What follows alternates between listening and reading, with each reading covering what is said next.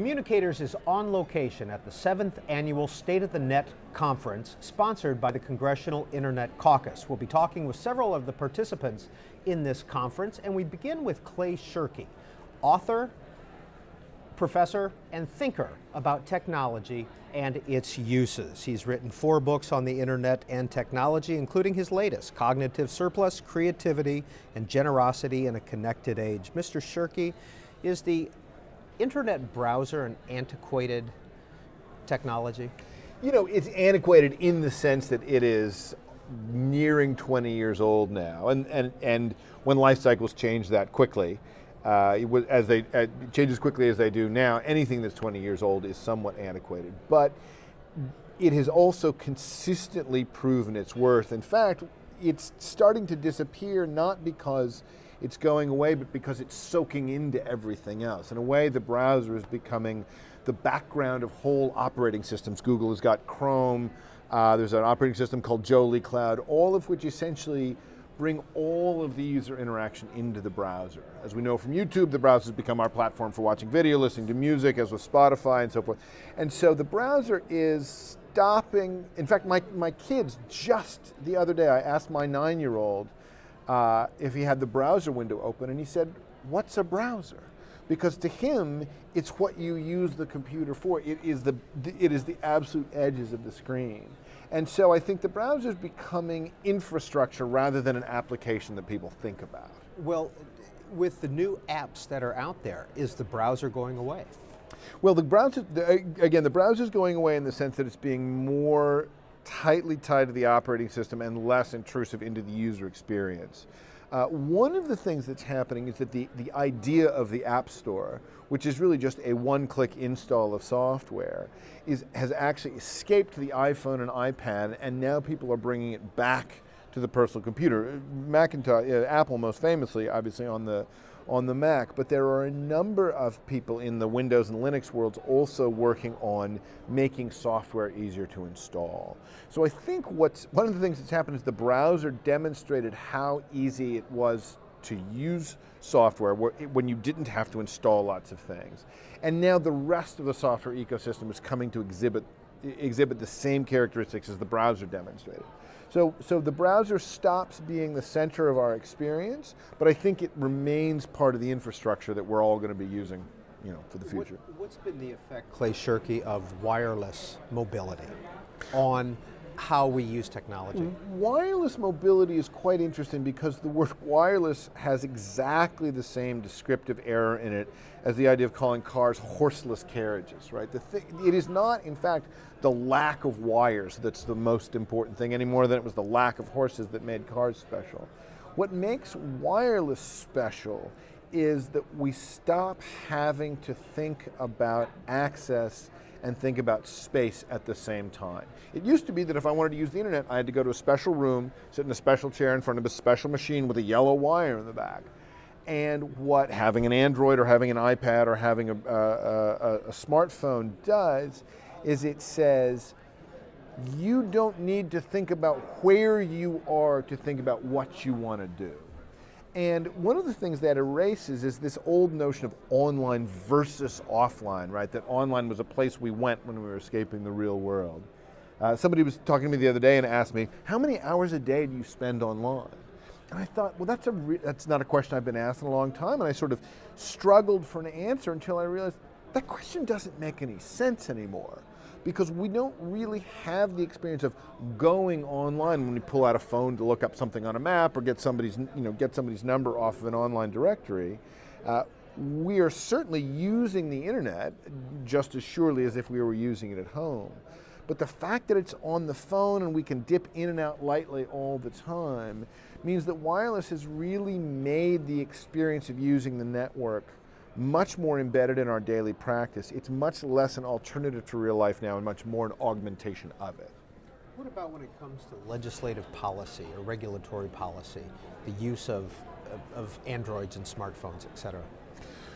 Well, so the huge question, I think, for regulation, and it's interesting, I think just today a presidential directive came out around e-regulation, around this idea, is the bug in regulation versus democratic theory is always been very difficult to get people to participate in regulatory activities, even when it's regulations that would affect the average citizen. And there's a potential to take the democratic ideal of regulation, which is regulation should be shaped by the people who have a stake in their outcome, and to link it up with this ability for wireless devices to make our experience of the network be a kind of lightweight, potentially all the time experience. So one of the things I think that's an interesting question for e-regulation is, will people's ability to be contacted and to participate wherever they are because of these devices, will it increase the ability to get people's opinions taken in when regulatory questions are raised? And so that's a huge question, and it's not just a theoretical question, it's a design question. Can we design interfaces for the mobile phone that will actually say, send me an alert when there are regulations that are relevant to me and let me comment or let me read them in these environments. Regulations have been heavily paper-bound processes, obviously for most of the existence of the government. And being able to compress that information and to hand it to someone who cares and to take feedback back isn't just a question of saying, okay, now we've opened up the process. It really becomes a whole new design effort around what are the characteristics of a connected citizen, what are the characteristics of an involved citizen, particularly one who's using mobile, and how can we reach that person where they are? Clay Shirky, in a recent article in Foreign Affairs, you wrote about the political power of social media. Yep. And one of the things you noted is that billions around the globe are now connected somehow via social media. Yep. What effect does that have on U.S. foreign policy or on democratic movements? Well, or political movements. The effect on political movements, in fact, the Foreign Affairs article it's partly just a description of what's happening in the social media landscape, and it's partly an attempt to argue to the people thinking about these effects that we've often overestimated the effect of access to information and underestimated the effect of access to each other as a function of digital networks. So one of the things I say in the paper is access to information is less important than access to conversation. The big effect of these tools, you can see this playing out in Tunisia right now, the big effect of these tools is not to give people information they didn't already have. It's to help people who want to engage with the government in some way, whether in constructive or in the case of Tunisia, in insurgent ways. It helps them to communicate with one another and to coordinate their activities. So the effect on democracy is going to be a strengthening of the public sphere.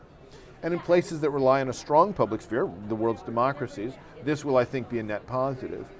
For autocratic governments, strengthening the public sphere is a much more two-edged sword, because a strong public sphere often makes it easier, it improves the economy, it improves civic life. On the other hand, it tends to threaten the autocratic rulers. And so the great, I think, open question, and it's a debate among many people looking at these issues, is in autocracies, are the positive effects of strengthening the public sphere going to outweigh the potential of the autocrats to use the internet to control their own citizens, or not? Is this a net gain for democracy or a net gain for autocracy? I'm on the net gain for democracy side because I think that tools that strengthening the public sphere tend to strengthen democracy over the long haul, but it's not because it drives rapid insurgency or gives people access to information.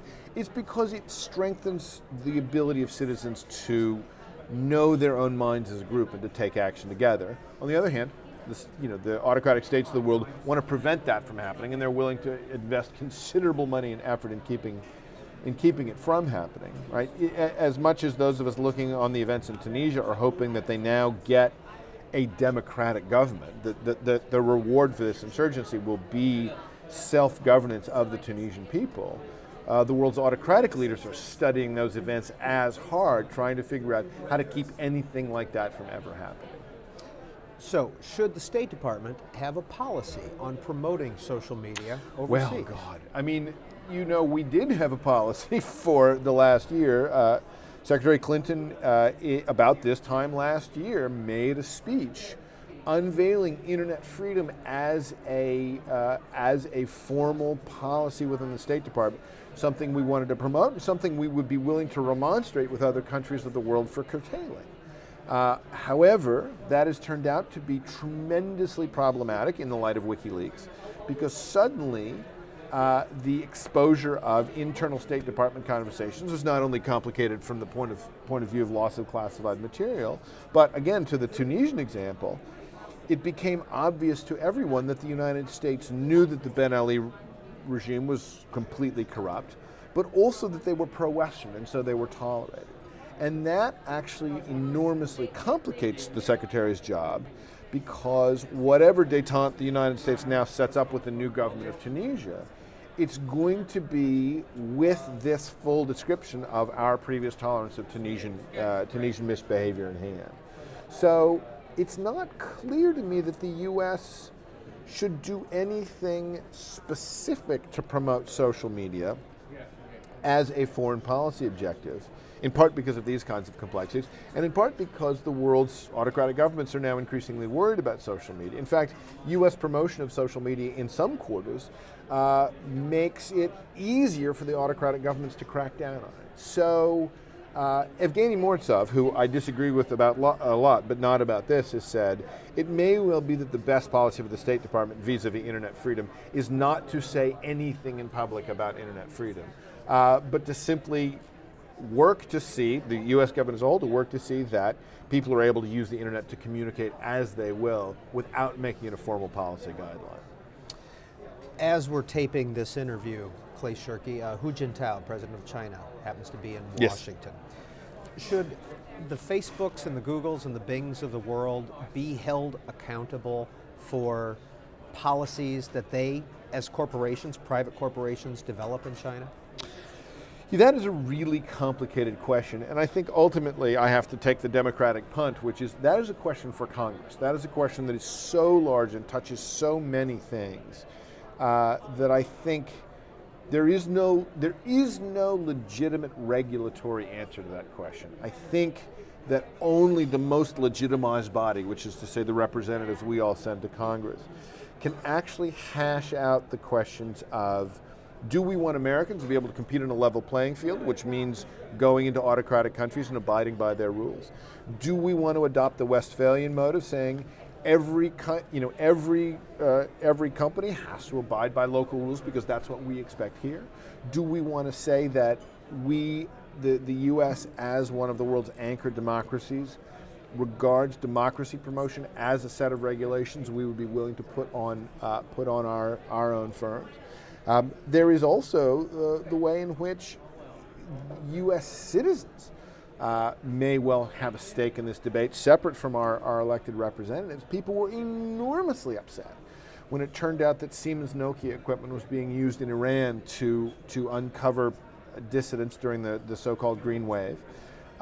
And they were enormously upset with Yahoo helping helping the Chinese government find dissidents that they were searching for. So I don't think that there is an easy policy answer. In fact, I don't think there's a policy answer at all, but I do think it's an important question.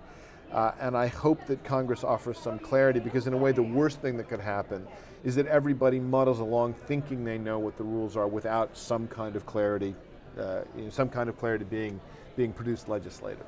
Looking 6 months, 5 years, 10 years, et cetera, down the road, what are you most excited about when it comes to technology? You know, the thing I'm most excited about when it comes to technology 5 years from now is the same thing I'm always most excited about, which is I'm excited about what happens to society when it gets boring.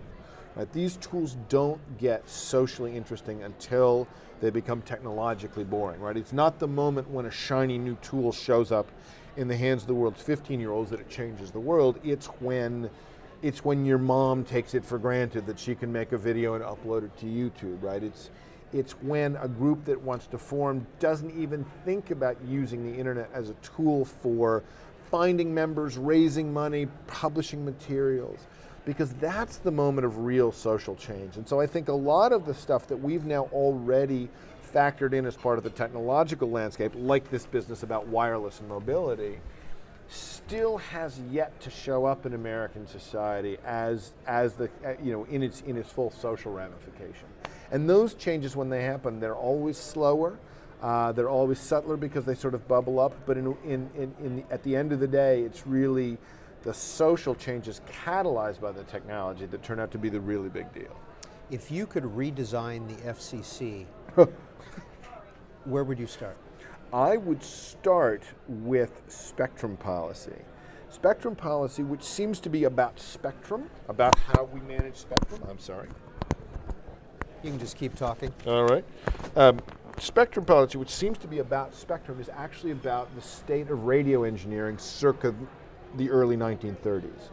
And the way we managed spectrum was to say one and only one antenna can broadcast on any given spectrum in any given locale, because we have no way to know how to manage interference.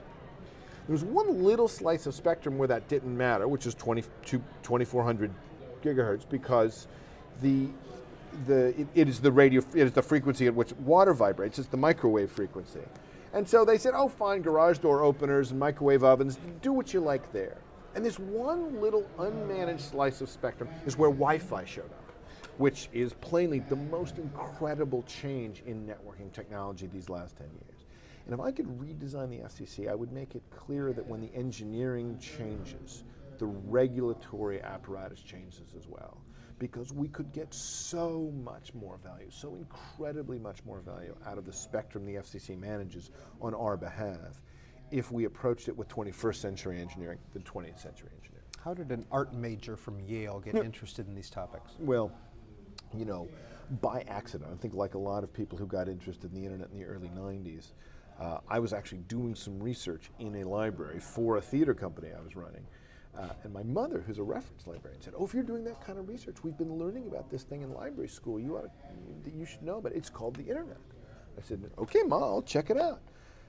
And so I was given by my mother this idea that the internet was a giant library. And so I thought of it as a source of information. And when I got there and I saw the social aspect of it, it was the most interesting thing I'd ever seen. And so there was this kind of giant left turn, and I was extremely fortunate in two ways. One, I was using a service that was populated by cranky but brilliant Unix system administrators who were willing to take time out to teach an untutored newbie like me, this is how this thing works. And two, I was at a time when there weren't a lot of people who had formal degrees in any of this stuff, and so I was just kind of accepted as one of the tribe, a kind of laggard liberal arts major who was trying to understand the technology. And between those two benefits, excellent teachers and a forgiving culture, I just sort of over 5 years hammered out a new life for myself. What is cognitive surplus? Cognitive surplus is two things. It's the combined free time and talents of the world's population, well over 1 trillion hours a year. And it's a medium that allows us to pool that time and surplus, that time and attention into large collaborative projects. Wikipedia is the greatest example.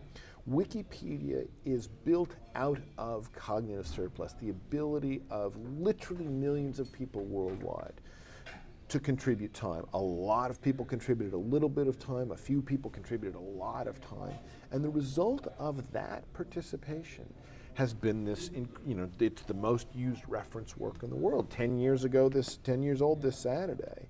And in those 10 years, well over 100 million hours of human thought have been voluntarily contributed out of this cognitive surplus to create this new resource.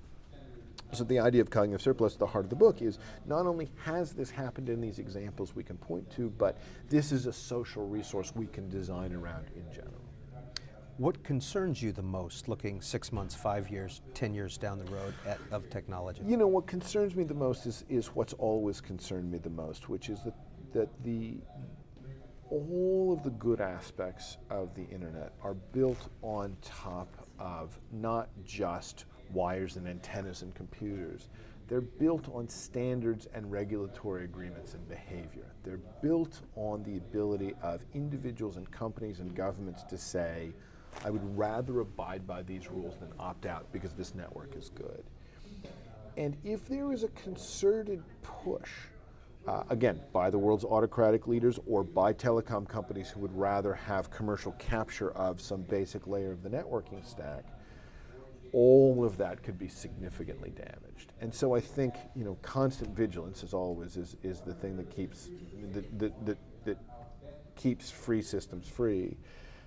Essentially, the vigilance we need now is to keep the internet from either fracturing or being dismantled by the forces who would rather a network that's this open not exist because it interferes either with their business goals or their commercial goals.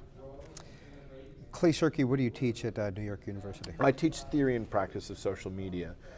I've been for the last 10 years at the Interactive Telecommunications program, which is my intellectual home, and I have just taken a joint appointment with the journalism department, because one of the places where the effects of digital media are most enormously visible right now is in journalism, and I want to be part of figuring out how, in the middle of these enormous changes in both practice and business model, we continue to get the amount and quality of journalism that a functioning democracy needs.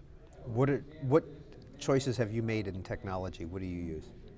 Oh, I use an Android phone. I've got just got the 11-inch MacBook Air. I've got a Linux desktop, and I'm playing with the iPad, although now that I've got the phone and the Air, in a way, the iPad doesn't fill in enough of a gap. I like it, but I'm not one of those people who's transformed by it, in part because so much of what I do with these devices is to write, not just to read, and the little laptop is better for writing than the little iPad. Author, professor, and technology thinker Clay Shirky has been our guest on the Communicators. Shirky.com is his website. Great, thank you so much.